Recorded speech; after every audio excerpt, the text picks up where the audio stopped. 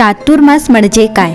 चातुर्मास हा हिंदू धर्मातील अत्यंत पवित्र आणि आध्यात्मिक काळ मानला जातो. आषाढ शुक्ल एकादशी देवशयनी एकादशीपासून कार्तिक शुक्ल एकादशी म्हणजे प्रबोधिनी एकादशीपर्यंतचा 4 महिन्यांचा कालावधी म्हणजे चातुर्मास. या काळात भगवान विष्णू योगनिद्रेत जातात अशी धार्मिक श्रद्धा आहे. त्यामुळे या 4 महिन्यात जप, तप, दान, व्रत, उपवास, देवपूजा, सत्संग आणि धर्मग्रंथांचे वाचन यांना विशेष महत्त्व दिले जाते. चातुर्मासाचे धार्मिक महत्त्व. शास्त्रानुसार चातुर्मास हा आत्मशुद्धी आणि ईश्वर भक्ती वाढवण्याचा सर्वोत्तम काळ आहे. या काळात केलेले प्रत्येक सत्कर्म अनेक पटीने फळ देते असे मानले जाते. संत, साधू आणि ऋषीपूर्वी या 4 महिन्यात एका ठिकाणी राहून प्रवचन, कीर्तन आणि धर्मप्रसार करत असत. त्यामुळे समाजात धर्म, संस्कार आणि सदाचार वाढण्यास मदत होत असे. या काळात सात्विक जीवन जगणे, राग, द्वेष, लोभ, क्रोध यांचा त्याग करणे आणि मन, वाणी व कर्म यांची शुद्धी राखणे हे विशेष महत्त्वाचे मानले जाते. यंदा 2026 मध्ये चातुर्मासाची सुरुवात शनिवार 25 जुलै 2026 रोजी देवशयनी आषाढी एकादशीपासून सुरू होणार आहे. या दिवशी भगवान विष्णू योगनिद्रेत जातील अशी धार्मिक मान्यता आहे. त्यानंतर संपूर्ण 4 महिने भक्त जप, तप, दान, व्रत, उपवास, सात्विक आहार आणि देवभक्ती करतात. चातुर्मासाची सांगता शुक्रवार 20 नोव्हेंबर 2026 रोजी देव उठणी म्हणजे प्रबोधिनी कार्तिकी एकादशीला होते. या दिवशी भगवान विष्णू योगनिद्रेतून जागे होतात अशी श्रद्धा आहे. या 4 महिन्यात पावसाळा आणि त्यानंतरचा ऋतूबदल होत असल्याने निसर्गातही मोठे बदल घडतात. त्यामुळे भारतीय ऋषींनी धार्मिक सण, आरोग्याचे नियम आणि ऋतूनुसार आहारविहार यांचा सुंदर समन्वय साधला आहे. 25 जुलै 2026 देवशयनी आषाढी एकादशी. चातुर्मासाचा प्रारंभ. भगवान विष्णू योगनिद्रेत जातात आणि या दिवसापासून विवाह, गृहप्रवेश यासारखी अनेक शुभकार्ये थांबवली जातात. पावसाळा सुरू झाल्यामुळे प्रवास कमी करून साधना, स्वाध्याय आणि आरोग्याची काळजी घेण्याचा संदेश दिला जातो. वैज्ञानिक आणि नैसर्गिक महत्त्व पाहता याच काळात पावसाळा जोरात सुरू असतो. हवेत आर्द्रता वाढते, जीवाणू आणि विषाणूंची वाढ होते. त्यामुळे पचनशक्ती कमी होण्याची शक्यता असते. म्हणूनच सात्विक आहार, उपवास, कमी प्रवास आणि स्वच्छतेवर भर देण्यात आला आहे.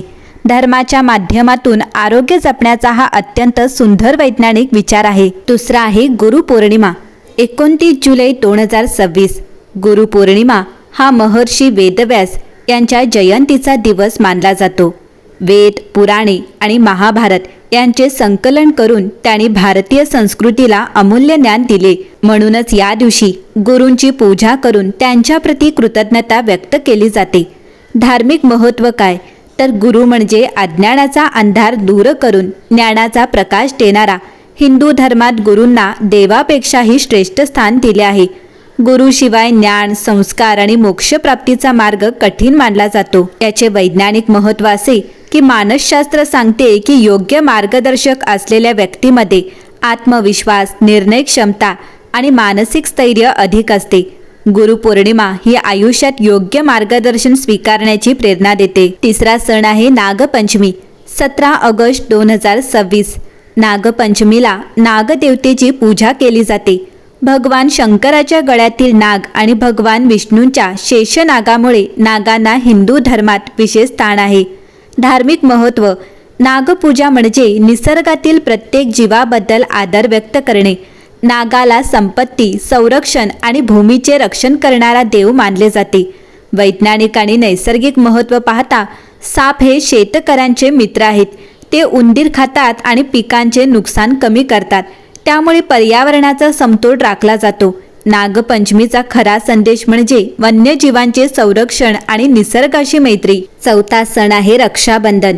29 ऑगस्ट 2026 रक्षाबंधन हा भाऊ बहिणीच्या प्रेम, विश्वास आणि संरक्षणाच्या वचनाचा सण आहे. या दिवशी बहीण आपल्या भावाच्या मनगटावर राखी बांधते आणि त्याच्या दीर्घायुष्याची प्रार्थना करते, तर भाऊ तिच्या सन्मानाचे आणि रक्षणाचे वचन देतो. पुराणांमध्ये इंद्राची पत्नी शचीने इंद्राच्या हातात रक्षासूत्र बांधल्याची कथा प्रसिद्ध आहे. तसेच श्रीकृष्ण आणि द्रौपदी यांच्याशी संबंधित कथाही या सणाचे महत्त्व वाढवतात. याचे धार्मिक महत्त्व पाहता राखी हा फक्त एक धागा नसून प्रेम, विश्वास, कर्तव्य आणि नात्यांची पवित्रता यांचे प्रतीक आहे. हा सण कुटुंबातील ऐक्य आणि परस्पर जबाबदारीची जाणीव करून देतो. वैज्ञानिक आणि सामाजिक महत्त्व पाहता मानसशास्त्रानुसार मजबूत कौटुंबिक नाती मानसिक आरोग्य सुधारतात, तणाव कमी करतात आणि भावनिक आधार देतात. रक्षाबंधन हा नात्यांना अधिक दृढ करणारा सण आहे. 5वा सण आहे श्रीकृष्ण जन्माष्टमी, 30 ऑगस्ट 2026. भाद्रपद कृष्ण अष्टमीच्या मध्यरात्री भगवान श्रीकृष्णांचा जन्म झाला अशी श्रद्धा आहे. कंसाच्या अत्याचारातून पृथ्वीची मुक्तता करण्यासाठी भगवान विष्णूंनी श्रीकृष्णाच्या रूपात अवतार घेतला. याचे धार्मिक महत्त्व पाहता श्रीकृष्णाने भगवद्गीतेद्वारे कर्मयोग, भक्तियोग आणि धर्माचे पालन करण्याचा संदेश दिला. जन्माष्टमी भक्तांना सत्य, प्रेम, करुणा आणि कर्तव्यनिष्ठेचा मार्ग दाखवते. याचे वैज्ञानिक कारण जन्माष्टमी ही पावसाळ्याच्या शेवटच्या टप्प्यात येते. या काळात दूध, दही, लोणी यांचे उत्पादन मुबलक असते. श्रीकृष्णाच्या पूजेत या पदार्थांना महत्त्व देण्यात आले आहे. तसेच पावसामुळे शरीराची पचनशक्ती कमी झालेली असते. त्यामुळे उपवास आणि हलका सात्विक आहार शरीराला अनुकूल ठरतो. दहीहंडीमुळे युवकांमध्ये शारीरिक तंदुरुस्ती, समन्वय आणि संघभावना विकसित होते. त्यानंतरचा सण आहे हरतालिका तीज, 13 सप्टेंबर 2026. हरतालिका व्रत माता पार्वतीने भगवान शंकरांना पती म्हणून मिळवण्यासाठी केलेल्या कठोर तपश्चर्येच्या स्मरणार्थ साजरे केले जाते. याचे धार्मिक महत्त्व स्त्रिया अखंड सौभाग्य, कुटुंबाचे सुख आणि वैवाहिक जीवनातील प्रेमासाठी हे व्रत करतात. माता पार्वतीचे धैर्य, श्रद्धा आणि निष्ठा यांचे हे प्रतीक आहे. हरितालिका तृतीयेचे नैसर्गिक आणि शास्त्रीय महत्त्व. हरितालिका तृतीया हा सण भाद्रपद महिन्यात म्हणजे पावसाळ्याच्या शेवटच्या टप्प्यात येतो. या काळात हवामानात मोठे बदल सुरू होतात आणि शरीर ऋतुबदलाशी जुळवून घेत असते. म्हणूनच या दिवशी उपवास, पूजा आणि संयम यांना महत्त्व देण्यात आले आहे. नैसर्गिक आणि शास्त्रीय कारणे पाहता पावसाळ्याच्या शेवटी वातावरणात आर्द्रता जास्त असल्यामुळे पचनशक्ती अजून पूर्णपणे सुधारलेली नसते. त्यामुळे हलका आहार किंवा उपवास पचन संस्थेला विश्रांती देतो. या दिवशी बेलपत्र, दुर्वा, फुले, पाने आणि विविध वनस्पती अर्पण केल्या जातात. यामुळे लोकांना परिसरातील झाडे, औषधी वनस्पती आणि निसर्गाशी जोडून ठेवण्याची परंपरा निर्माण झाली. हरितालिका म्हणजे हरित, हिरवळ, निसर्ग आणि आलिका म्हणजे सखी.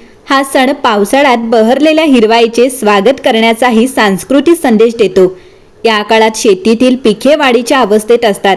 त्यामुळे निसर्गाबद्दल कृतज्ञता व्यक्त करणे आणि पर्यावरणाचा आदर राखणे हा या सणामागील अप्रत्यक्ष संदेश आहे.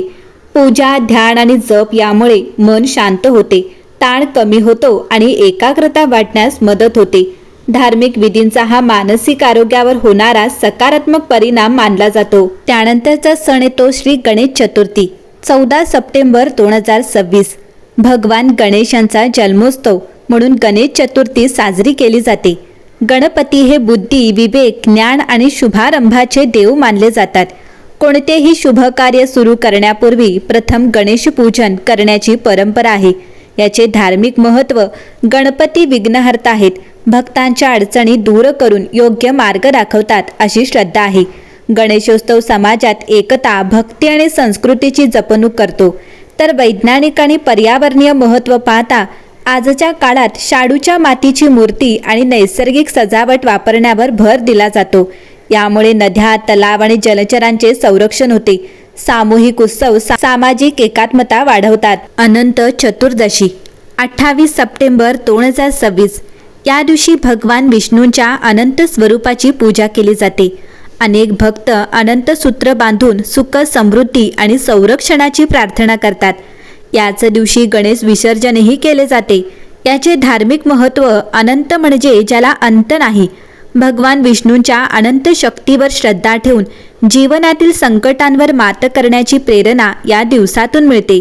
वैज्ञानिक आणि नैसर्गिक महत्त्व गणेश विसर्जनातून निर्मिती, पालन आणि विलय हे निसर्गाचे शाश्वत चक्र समजते.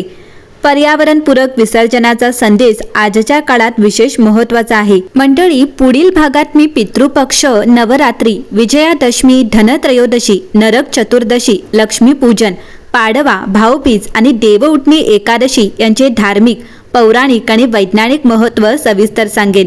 तोपर्यंत नमस्कार.